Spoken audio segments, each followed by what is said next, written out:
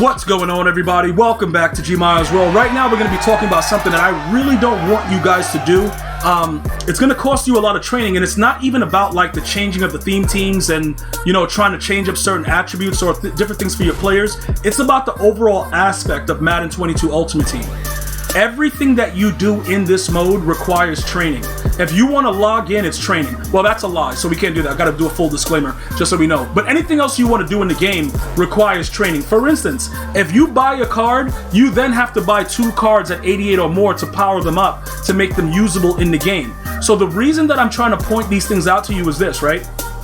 Vince Youngington right now, I believe at this moment in time, it's between he and Zach Wilson who are the best QBs in the game. Daniel Jones is still like really good because he has a very good release. You know, he has a set feet lead, all that good stuff. He's just not able to do a lot of the stuff that Vince Young can do because of Escape Artist. And because Escape Artist is so good right now, and it's something that EA Sports got done right, I think we should take advantage of it while it is the way that it is. Because what's going to happen is, even though people think that, you know, Wilson with gunslinger and all that stuff is good, the next quarterback that actually gets it is going to be so much better. Because there are a lot of things going on with this, the gunslinger, where a guy is wide open on a crosser and the gunslinger glitches out if you have inside deadeye and it throws it to the guy that's trailing. There's certain things that are going on within the game that I would probably say, taking a look at Vince Youngington right now, until we get those other quarterbacks. Remember, there's a ton of content dropping in a couple days. The Team Diamonds, then we got Legends, we got Limiteds tomorrow. There's so many things going on, and we keep getting caught in that matrix of just wasting training. So just remember, although you get back 90% or whatever it is when you go to do it, you want to make sure that you understand this. Like, look, if you go to, no, I didn't want to refund it though. Yeah, bro, I thought they tried to, they tried to set me up. They didn't give me the thing. You see like how you do this? And they let you know what's going on. This is not really what kills you. Okay, this is not the situation where it's like, oh my God. It's not the abilities. It's the actual powering up that really hurts you. And some of you guys are like, yo, Gmia, I want to try this, I want to try that. I'm telling you this right now because I'm getting so many of these complaints about, yo, EA is this, EA is that, they're greedy, whatever. It is what it is. This is the system of the game. You have to, you require, just like in NBA 2K, the stupid contracts, like this right here, when they got rid of contracts from Madden Ultimate Team, they had to do something to start making more money. That's what this is. So this is not, I don't see this going anywhere for now because it kind of gives you a way to invest in the game and make it so that you'll spend money. So when you start getting half of these things, that's when it gets nasty and dirty. So this is what I'm trying to tell you. I already have lost over the last 2 or 3 days, 5,000 training. So that's equivalent to about 160K, depending on what you're getting the 88s for, or maybe a little bit more.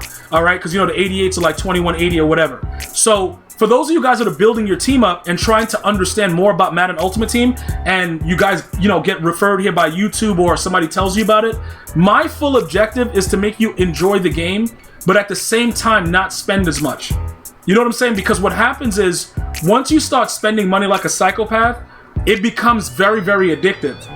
And then you're not going to get the full outcome of what the cards are supposed to do anyway. So you have to be very careful how you're doing it. So this is why I'm trying to explain to you guys, offensively and defensively, you got to pick and choose what you want. Like, for instance, right, I got 1 AP I'm not using right now because I don't even care anymore about my D-line doing what they're doing because these guys do whatever they want and it's really annoying. So I've gone from edge threat to, unpredictable to other things like back and forth. Let me just let you know this, right? One of the abilities that I would highly recommend for whatever level you are in Madden 22, it's very simple. The one ability I would highly recommend is inside stuff. Now, I know for a fact, right? A lot of you guys say, yo, Gmia, why would you recommend that when the guys, they'll run right through and then they'll avoid the guy that they're supposed to tackle? You are 100% right about that. And that makes me rage. But let me tell you what I've been doing, right? Just another point of order before you go ahead and you get your training back for inside stuff. Once they break through the line, you click on the player and you just hold the X button or the A button. What happens is this.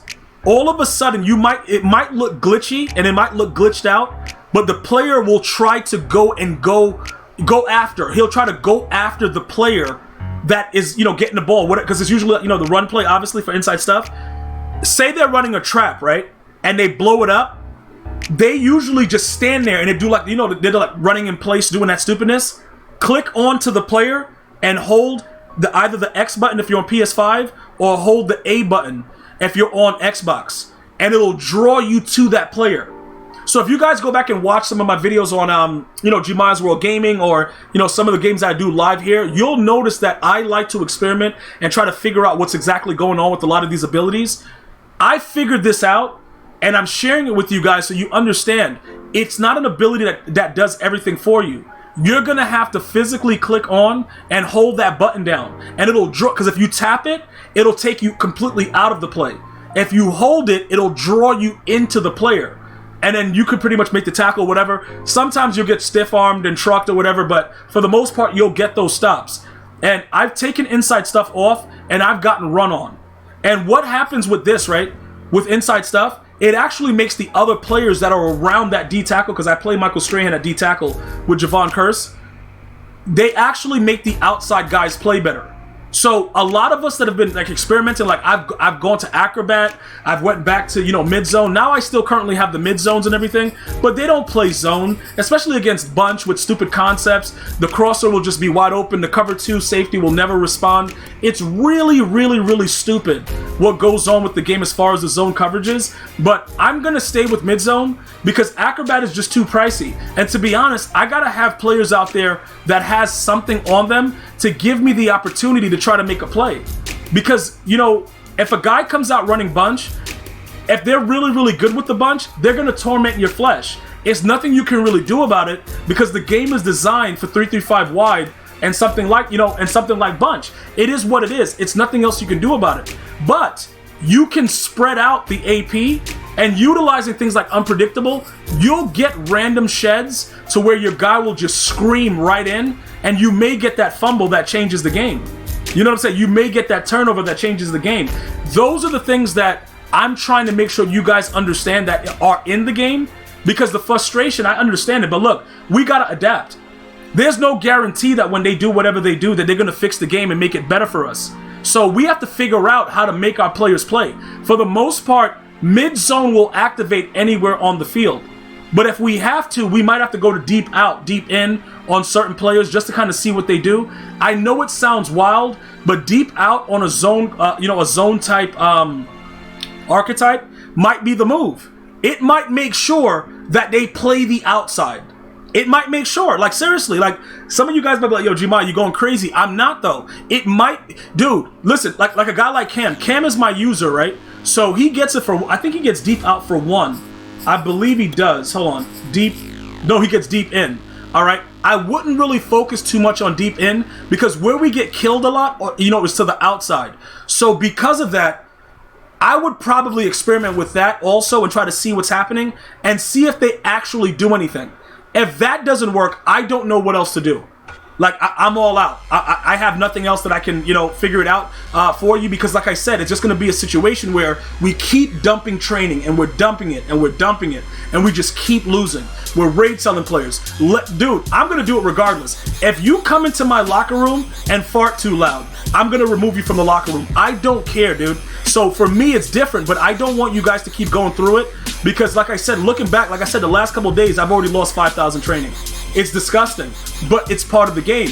And I'm going to keep working at it to kind of see what we can do together to get the best possible coverage. Because I think that that's very important for us to make our safeties do what they're supposed to do. I really do believe that. So, you know, right now, I'm going to tell you, before you raid sell a card or something like that, because I know you guys see me doing it, like, yo, I hate this guy. I truly hate the guys that I raid sell. But sometimes I go back to them because I'm like weird. But at the end of the day, I know why you guys are very, very upset, you know, as far as like the abilities not working, but we still have to have some kind of self-control as far as like remembering. If you want to do the ability aspect, that's fine. But when you power down the player, make sure that you're getting rid of that player. Because, dude, that training is nasty. It's nasty. So you guys go ahead, but tread lightly. Before you power down a player, just think about it. Yo, Gmia lost like 5,000 training in 2 days. Like, do you want to do that? Do you want to keep throwing money away to EA? I don't think so. Be very, very careful with it. As always, if you have any questions or comments, please feel free to ask them in the comment section. Subscribe, like, turn on your alerts, and I'm going to see you guys and girls next time. One love, y'all.